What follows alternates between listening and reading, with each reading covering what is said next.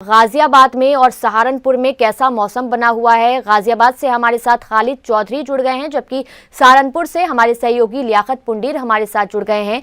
सबसे पहले खालिद चौधरी, मैं आपका रुख करना चाहूंगी, फिलहाल गाजियाबाद में किस तरीके की ठंड पड़ रही है, कैसा मौसम इस वक्त बना हुआ है, जरा बताइए।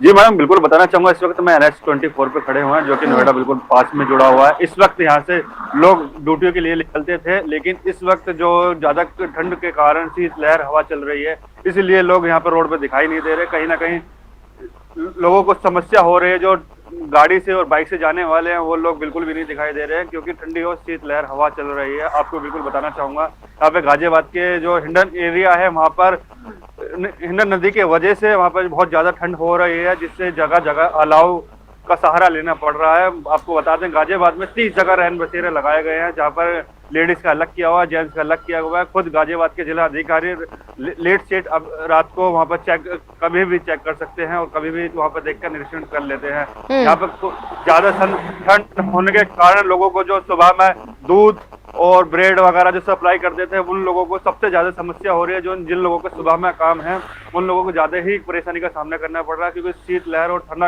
ठंडी कोहरा जो कोहरा है वो कहीं ना कहीं लोगों को डर सता रहा है। जो लोग रोड पे चलते हैं, कहीं एक्सीडेंट ना हो जाए, कोई घटना ना हो जाए, इसलिए लोग घर से नहीं निकल रहे हैं, लेट ही निकल रहे हैं। जो इमरजेंसी काम है वो ही घर से निकल रहे हैं। ठंडी शीतलहर हवा चलने के कारण यहाँ पर जो जंगल का एरिया है, वहाँ पर लोगों को, जो झोपड़ी में लोग रहते हैं, उन लोगों को सबसे ज्यादा समस्या का सामना करना पड़ रहा है।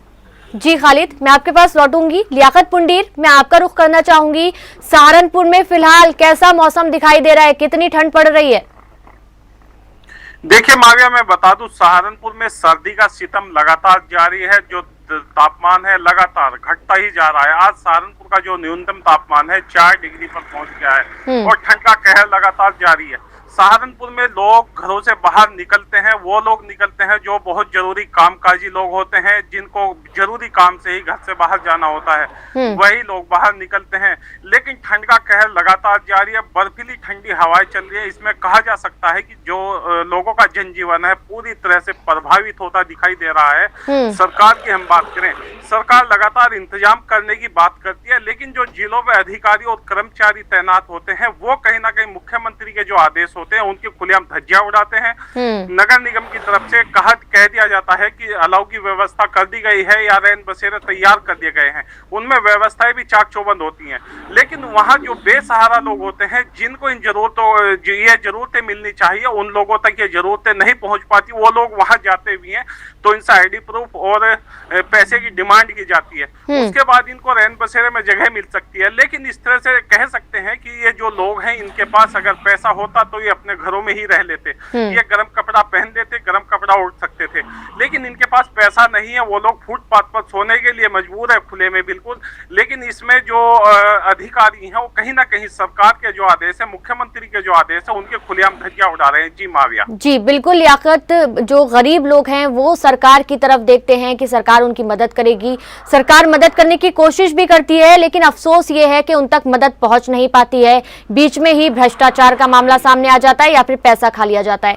खालिद चौधरी, मैं आपका रुख करना चाहूंगी, फिलहाल क्या वहां पर कोहरा भी छाया हुआ है? हम देख पा रहे हैं आपके पीछे कोहरा भी नजर आ रहा है, और क्या इन दिनों लगातार ऐसी ही स्थिति वहां बनी हुई है? क्या धूप बिल्कुल भी नहीं निकल रही है दिन भर?